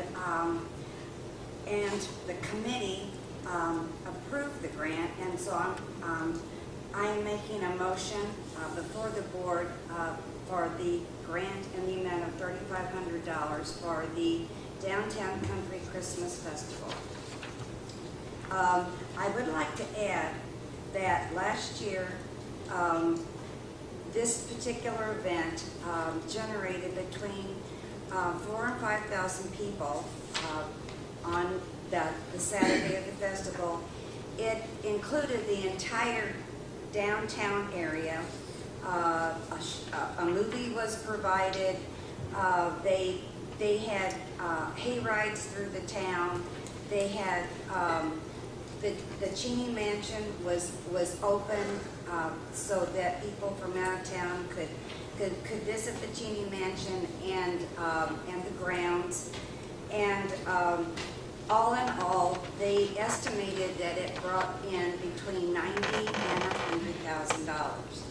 $100,000. They have planned it on the 24th this year to coincide with a small business week. So it will also give our downtown area more business. All of our small businesses, they will have, they'll have more foot traffic. So, so I'm proposing this, putting this in a motion for the board to approve. Motion made. Is that Sandy, I think last year there was an issue with, I guess, a conflict of scheduling. The veterans had an item. I guess there was some, if we can Right. mention to Yes, the president organizers of to the, coordinate with the sheriff. and they took that into consideration whenever they set the date this year to avoid that conflict. All right. I also wanted to add, before you vote, I also wanted to add that this $3,500 is generated from the hotel motel tax that the county pays, and that's where these fees come from, and they can only be used for tourism events. The only source for that revenue is Air Marquette still? Well, actually, there's several little bed and breakfasts. Really? Yes. Okay. In the Grafton area that has, it really has it's bringing in more tourism dollars. Outside of the municipal limits of? Yes. Okay, very good. All right, we have a motion, we have a second for the downtown concrete Christmas grant application. Well, we already have a second. Call the roll. Mr. Krueger? Yes. Chairman Little? Yes. Mr. Shell? Yes. Mr. Tonser? Yes. Mr. Wagner? Yes. Ms. Evans? Yes. Mr. Heisig? Yes. Ms. Hefner? Yes. Mr. Hitterfeld? Yes. Mr. Cannelligan? Yes. Ms. Kerback? Yes. Mr. Kane? Yes. The meeting was held, did not make the agenda in time, but County Services and Public Safety had a meeting dealing with, Hazard mitigation. okay, Yeah. Ron, between you and Cindy. So for informational purposes only, the meeting was held on the 6th of September to discuss proposals received to outsource our hazard mitigation plan. And if Cindy could kind of give us an overview of those efforts.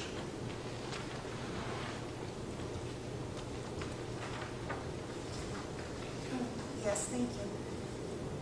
For informational purposes, as Ron said, we did some bidding for the hazard mitigation plan and outsourcing this year. That's the 5-year update. It's due in 2021. We went to the state's website, we placed it out there on their bids, it was placed in the newspapers, and we put it on our website. I'd also gone around to look at other counties who had done the same thing, and I took information from the companies that they had used, and I sent out bid packets to all of those.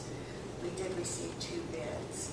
One was from the U of I extension, and the other one was from Two Rivers. The U of I was more expensive, and it did not have as many of the information that I would prefer to have been able to utilize, whereas the Two Rivers was cheaper. They will provide their services for the complete 5-year update, and in addition to that, they were very, very extensive in their outline of their plannings. There's 4 phases of planning. And they had detailed duties of all the roles that they would take 100% of the plan, which kind of relieves the county of the burden. They will also be doing this, the grant application, which is to be paid through FEMA, and it's a 75-25 grant. So at this time, I just wanted to update the board and not ask for any proposals or votes yet until next board meeting. Cindy, can you make sure we get those two proposals in next month's packet? Absolutely. Great, thank you. Thank you. Thank you. Under county officials report, the county clerk, recorder of deeds, tax deeds, resolution parcel 4481011-00, Robert E. and Linda Muntz. This is another one of those tax deeds that's coming through our agent for Jersey County as trustee. Taxes were unpaid for 3 years, were not purchased by a buyer. They were being held as by Jersey County as trustee for the taxing districts and managed by our agent for that, that's Steve Meyer. Ultimately, it went by sealed bid auction to the neighbor, who is, and this is a little parcel here in Jerseyville. I don't even have it in front of me to know what the bid was. It might have been the bid. But gets it back on the tax rolls, address each board, address each. 12681. They might have just. 12681 as a return for its certificate, county clerk shall receive 15685 for cancellation certificate. 593. Looks like they just, so that it must have been theirs to begin with, and they have gone back and paid up all the delinquent stuff, made agreement with Joseph E. Meyer that Goes back on the tax rolls. goes back to being owned by a property owner. Is there a motion to approve the resolution? Who made the motion? Gary. Kruger, second by Mr. Meyer. Roll call on that. Oh, voice vote. All those in favor signify by saying aye. Aye. Opposed? Ayes have it. Sheriff, the next one is Treasurer's Office. Treasurer came to me with a proposal. This is for the county to pay off an existing fund to the Department of Commerce and Economic Opportunity. This has been a long-standing item that I think started in either 2002, 2003, as far as the loans for business startup. The current amount that's, I think it's 18,000. Was it 18,736? But there was a double payment made. We've received 3 payments since that paperwork cut down, yes. This is on an existing loan with Midwest Tractor Sales, and there was a previous loan that went to it was Hardwood. Hardwood International. Yeah, and they defaulted on that several years ago. To their credit, Midwest Tractor Sales has been paying on time, if not before any payments were due for the last several years. There's currently the outstanding amount on the loan, and there's 51,000 is the existing amount. Do you recall what the minutes? In essence, the transaction or this resolution calls for a transfer of funds from the general fund up to and including an amount of $18,136.50 in order to pay off the existing loan in full that expires on October 2nd, 2022. Payments formally made through Jersey County from Midwest Tractor Sales to the state of Illinois will instead be collected by Jersey County with the payoff of this existing loan. This will end this program that the state of Illinois is wanting to end. They're wanting to get out of the loan business. But a payoff of this loan will qualify Jersey County for a block community development block grant. And this is a grant, not a loan. It's a grant of money that could be used for any anticipated road improvements on Range Line. The only requirement under this CDBG fund from the state of Illinois is that there has to be at least two jobs generated from this. In mentioning this, the existing project out with Midwest International Gateway Business Park, the state of Illinois says that this will, community development block grant will qualify for that. So we have at least some access to additional funds for this. This will end this loan program. We will make and retain the existing payments from Midwest Tractor Sales, and I think there's a scheduled interest payment tied to this in the amount of $654.63 that we will retain. But it requires the transfer of funds, and then will be repaid back as we get the funds from MTS in. When the loan would expire in 2022. Based upon the recommendation of the treasurer and my request, offer a motion to approve the resolution authorizing the fund transfer and the payoff of the revolving loan fund. Gabe, do you have anything else to add to this? This revolving loan fund started off with loan to Harvard International, which he defaulted on. And over a period of time, we had a little bit of money in that account through investments. We had enough with the Lowell Midwest Tractor Sales, approximately $40,000. They've been very diligent for 6 years of making the monthly payments. But the Department of Commerce and Economic Opportunity wants to close this out.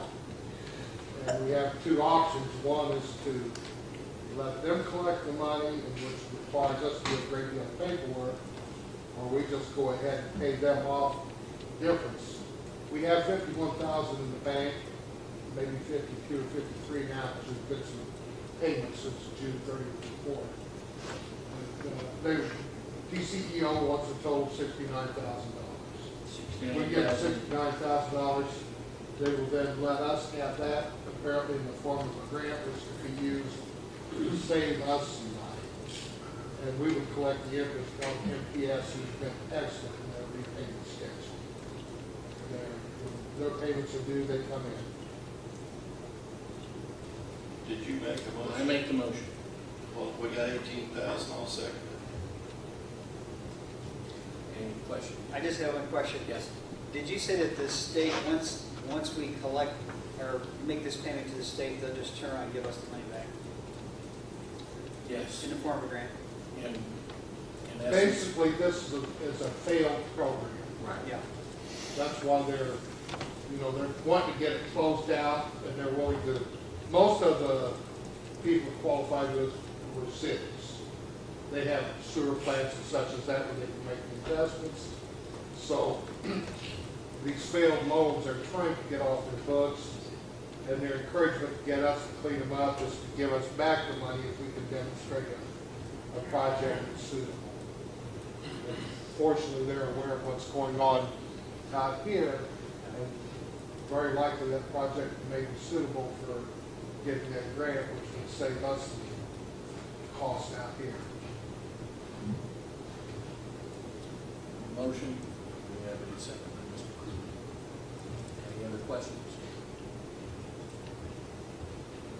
Okay, roll call vote, please. Chairman Little? Yes. Mr. Shell? Yes. Mr. Tonzer? Yes. Mr. Wagner? Yes. Ms. Evans? Yes. Mr. Heisig? Yes. Ms. Hefner? Yes. Mr. Hinterfeld? Yes. Mr. Cannellican? Yes. Ms. Kerback? Yes. Mr. Koenig? Yes. Mr. Krueger? Yes. Let me know what paperwork needs to be signed. I'll get it ready. Nothing under Jersey County Code Administrator, final Chairman's report. West Central Council has been removed from future eligibility to participate in any grants through the U.S. Department of Commerce Economic Development Administration office. With that, West Central Development Council has basically, they have no function when it comes to federal economic development grant money. I volunteered to reach out to the other county board chairs within the West Central Development Service area to see what their inclination was on one option that's been presented to us by EDA, is to form a wholly new group for the purpose of EDA funds. This would obviously, as soon as they solve the conundrum that is the Community Economic Development Strategy document, this will qualify this project for EDA funds. I am asking, I've had one county reach out to me, Morgan County is interested, and they believe that Scott and Schuyler County may be interested as well in participating in a new group. I'm waiting to hear back from the other counties, Christian, Shelby, Macoupin, Montgomery has expressed interest, Calhoun, and Greene, as far as what they're wanting to do in this regard. A new service region is going to have to be formed for EDA purposes, and possibly, based upon some of the comments I've received, for community development block grants. That's the next step. I'm asking for a motion to proceed with exploring any organization possibilities. I'm not asking for money, I'm simply asking for the blessing of this board to see what is available out there and what interest there is with other counties, and to at least speak with some degree of authority that I've got the backing of the board on possibly forming a new group. I'll make that motion. I'll second. Motion by Ms. Hefner, seconded by Ms. Kurlow. Any questions? Anything, assuming that the board grant gives their blessing, anything that comes to development will be reported back to this board for any additional marching orders. Having said all that, motion made and seconded. All those in favor signify by saying aye. Aye. Opposed? Thank you very much. The next thing, this was a matter of one of the reforms that's been made on oversight of community development block grants. The existing grant and request for payment on the project with the Nutwood levee district pump replacement. There's a request that's already been reviewed and approved by the Nutwood Levee Board for a payment of $156,951.90 to the existing contractor.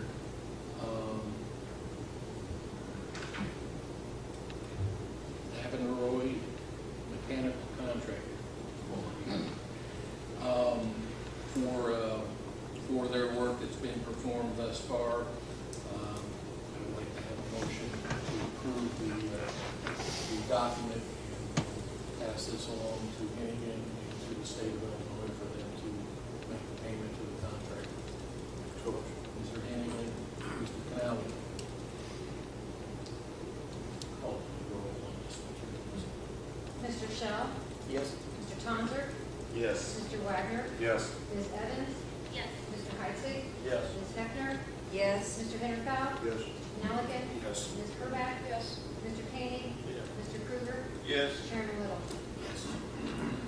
Item C, I'm seeking a reappointment to the Illinois Association of County Board Members and Commissioners Legislative Committee for a 2-year term commencing December 1st, 18 through November 30th, 2020. This is the organization that this county belongs to, as well as 80 other counties. And the Legislative Committee deals in the development of positions and legislation to go before the State of Illinois General Assembly, seeking confirmation of this appointment. Motion to approve by Ms. Evans, second by Mr. Heitze. All those in favor signify by saying aye. Aye. Opposed? The ayes have it. Animal Control Report for August 2018 is in your packet. Motion to approve that as presented. Motion by Mr. Townsend, second by Mr. Hinterfeld. All those in favor signify by saying aye. Aye. Opposed? The ayes have it. Minutes for the County Board Committee. Mr. Chairman? Yes, sir. Resolution is in the paper. I wanted to handle that after all the other minutes for the minutes for the county board committees for the month of August 2018. Road and Bridge, August 7th, Claims, August 14th, Personnel, August 20th, as well as August 30th, County Offices, August 21st, Finance, August 22nd, or 27th, and Tourism, August 28th. Is there a motion to accept those minutes as presented? Motion by Mr. Heitze, second by Mr. Canaligan. All those in favor signify by saying aye. Aye. Opposed? Ayes have it. One item that I caught, but unfortunately it was after the agenda had been sent out, a motion or a resolution of sympathy to the family of Louis Nail. I had the pleasure of serving with Mr. Nail on the county board. He was a frank individual and asked direct questions and expected direct answers. And it was an interesting experience. I appreciated it as I've gone along. He apparently cut quite a swath as far as athletically and academically in the Jersey County school system. This is not on the agenda. I would ask if there's no objection that I go ahead and sign this. We can act on this at the October meeting, but violating any OMA requirements. So if there's no problem in me signing this and we get this to the family, Mr. Nail, I would appreciate it. We can't act on it officially, but we'll get it in the mail. We can act on it officially.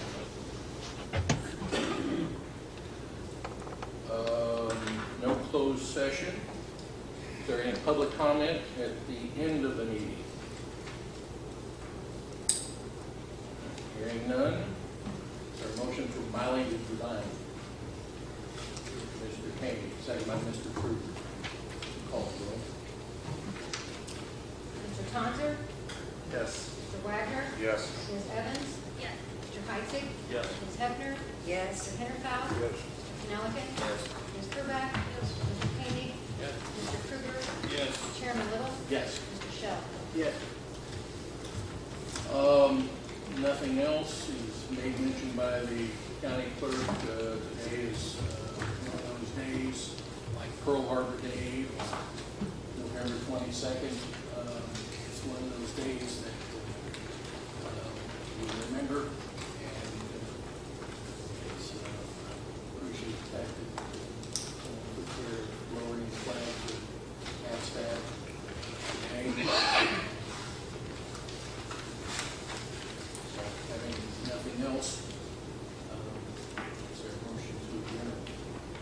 Mr. Heitze. Second. Mr. Hinterfeld. All those in favor signify by saying aye. Aye. Opposed? The ayes have it. Thank you very much.